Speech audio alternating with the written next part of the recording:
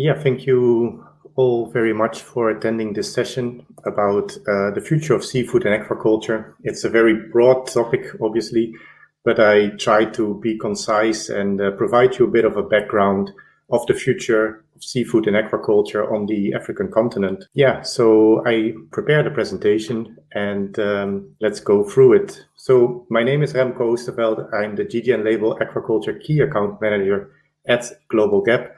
And to provide you a bit of a background of what GLOBALG.A.P does, I provided an introduction. So GLOBALG.A.P was founded in the 1990s as a collaboration between different European retailers that were concerned about the products that they were purchasing, whether they were produced in a safe and responsible manner.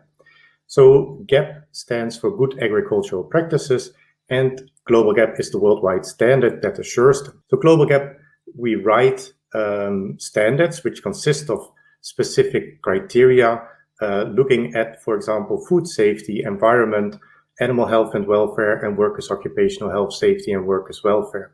So we have a crucial objective, assuring safe and sustainable agriculture worldwide.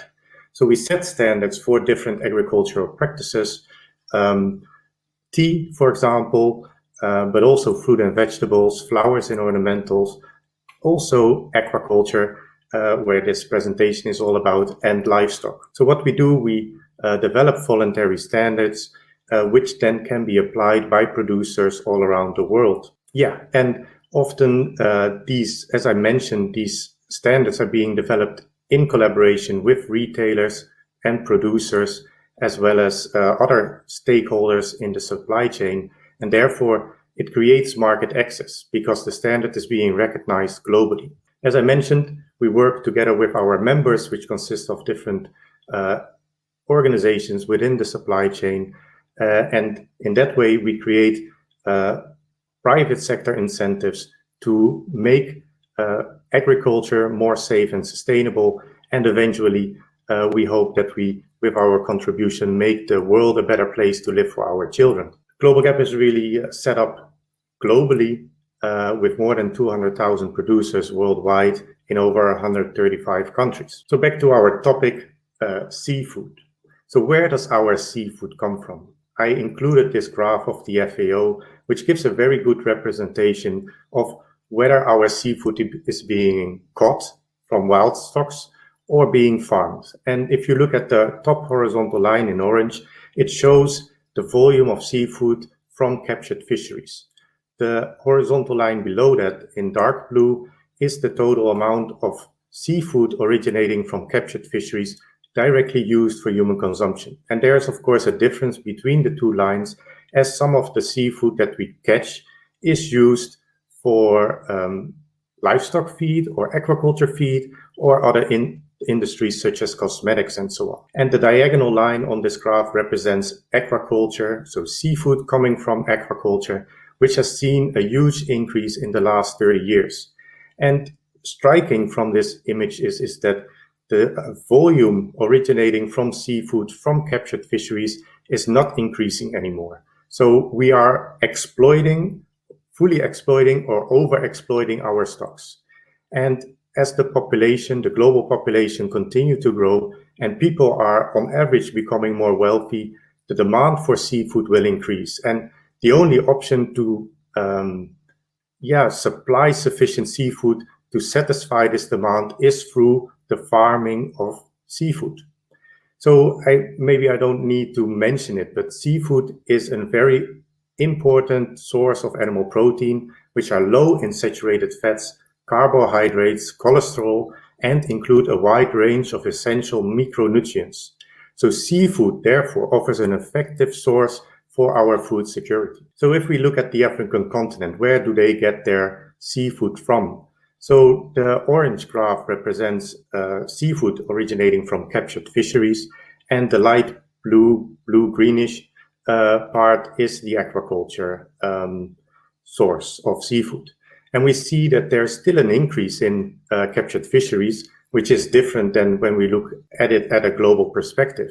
And that means that there are still some not fully exploited stocks around the African continent. So this is, of course, a big plus, but eventually we will reach this limit, and then there will not be any more gains or increase in volume from captured fisheries.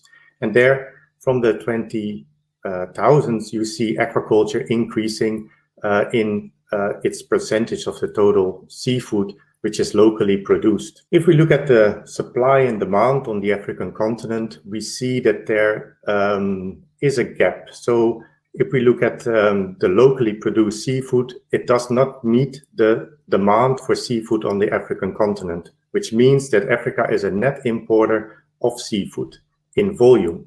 But if we look at the value, then actually Africa is a net exporter of seafood. And that means that high value species are being exported to the developed countries, and low value species are actually being imported from around the world, such as herring and mackerel. So what have we learned in the few slides that I showed? And that is actually Africa is a net importer of seafood in volume and a net exporter of seafood in value. Population growth on the continent will be a main driver for increased seafood demand in Africa, and per capita fish consumption is actually rather low if you compare that with the global average.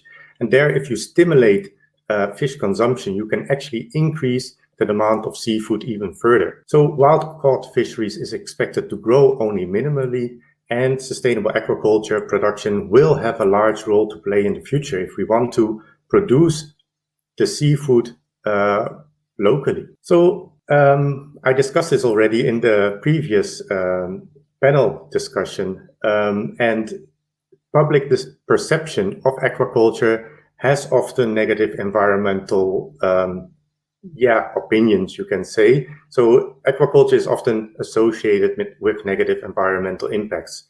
And yes, this is indeed the case, especially if you look at massive changes in land, such as the mangrove destruction that has taken place in Asia to make space for shrimp farming. And there are other issues such as pollution of neighboring waters with effluents, the spread of disease amongst fish farms, and the introduction of invasive species, for example. And while these concerns have merit and remain important risks, there is a considerable discussion around sustainable aquaculture.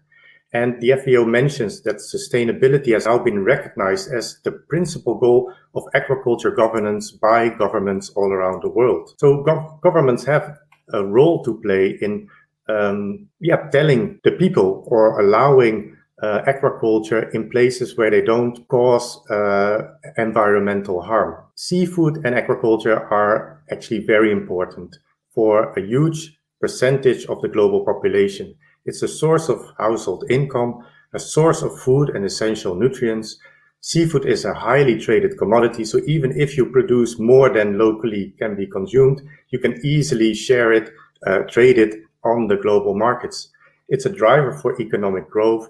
And also if we look at the changes in the climate and the unpredictability of the climate, diversification, so aquaculture could play a role in the diversification of the agricultural landscape to mitigate potential risks in the future. So, and where does GLOBAL.A.P then be able to support in creating a more sustainable aquaculture?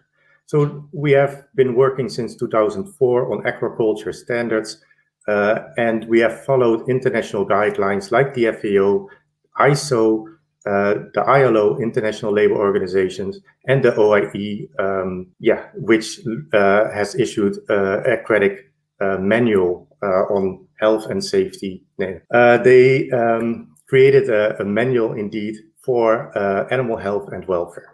And these international guidelines have been incorporated into the GLOBAL.A.P aquaculture standard. Thus, a farmer that is certified according to the GLOBAL.A.P aquaculture standard will automatically be in line with these international guidelines. So the aquaculture standard has also been recognized by international benchmark organizations such as the Global Food Safety Initiative for being a credible standard on food safety, and the Global Sustainable Seafood Initiative for being a credible standard on ecological responsibility. The standard has a holistic approach and covers the key sustainability aspects such as workers' occupational health, safety and workers' welfare, food safety, animal health and welfare, environment, and traceability.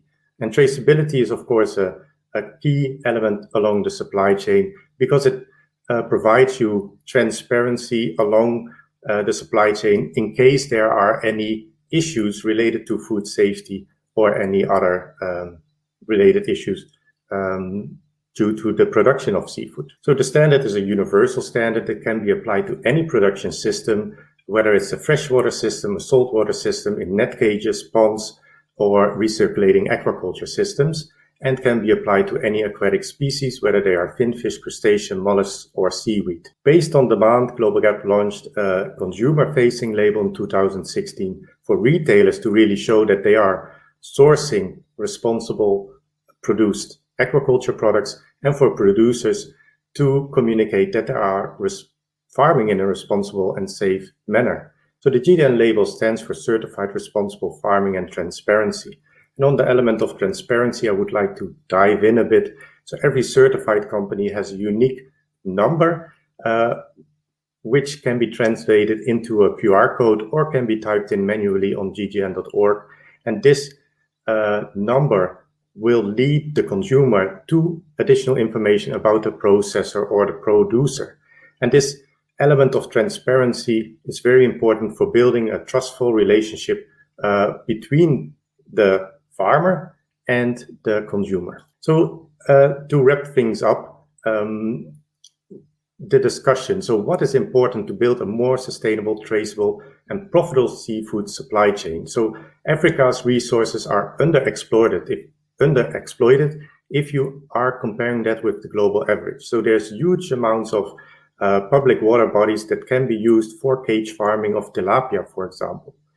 National legislative frameworks for aquaculture should be developed to really create a framework in which entrepreneurs can start an aquaculture business. Access to affordable and quality feeds. So there are different initiatives already underway for setting up feed mills, which produce the feeds with which you feed your aquaculture species. And of course, very important is the development of cold supply chain, because the production of aquaculture is often not in the same area where the demand is. So you need to have this supply chain to really bring and connect the production areas with the areas of demand. So of course, aquaculture is not something like you throw in the fish in a pond and then they will grow. You need to have a development, or you need to have a know-how, and therefore the development of knowledge center on aquaculture is of utmost importance. And of course, you can have collaboration with voluntary standards such as GLOBAL.A.P to really assure that producers are working in a safe and responsible manner. And if we look at Vietnam, they have set up a local GAP, you can say, for aquaculture, livestock, and fruit and vegetables. And something like this, you don't need to take the whole standard, which is very ambitious, but you can also take the parts of the standard that you really would like and implement that in your national legislative framework, for example. That was my presentation. I don't know how I was with the time, but yeah, please feel free to reach out to me. So GLOBAL.A.P is not only focusing on aquaculture, but also fruit and vegetables. And if you have any questions related to any of these scopes, then please feel free to reach out to me, and then I connect you with the right person within GLOBAL.A.P. So GLOBAL.A.P is really a global organization, and well, large international retailers are a member of GLOBAL.A.P, and they join the conversation about how to develop the GLOBAL.A.P aquaculture and GLOBAL.A.P standards. And of course, this assures that also the producers that are producing in a way that is accordance with the GLOBAL.A.P rules and regulations, that they can also find access in these markets. Besides retail and food service members, we also have members which are producers and suppliers. So in Kenya, for example, we are certifying a large part of the floriculture producers, and there are also some of them which are member of GLOBAL.A.P. my personal opinion is that aquaculture will play a huge and important part in the future of feeding the world population. And it's still a very young sector, basically 40 years old. And if you compare that with livestock production or fruit and vegetable production, there's still so much innovation and so much more to gain. And aquaculture can be done in a sustainable manner. And we see that, of course, feeding fish is not always positive and has a negative footprint, but feed is becoming more and more sustainable. So that will also drive the change towards sustainable aquaculture as we know it, more and more sustainable. So that will also drive the change towards sustainable aquaculture as we know it. Thank you very much for having this opportunity. I hope you learned something, and hopefully we meet sometime in the future in person.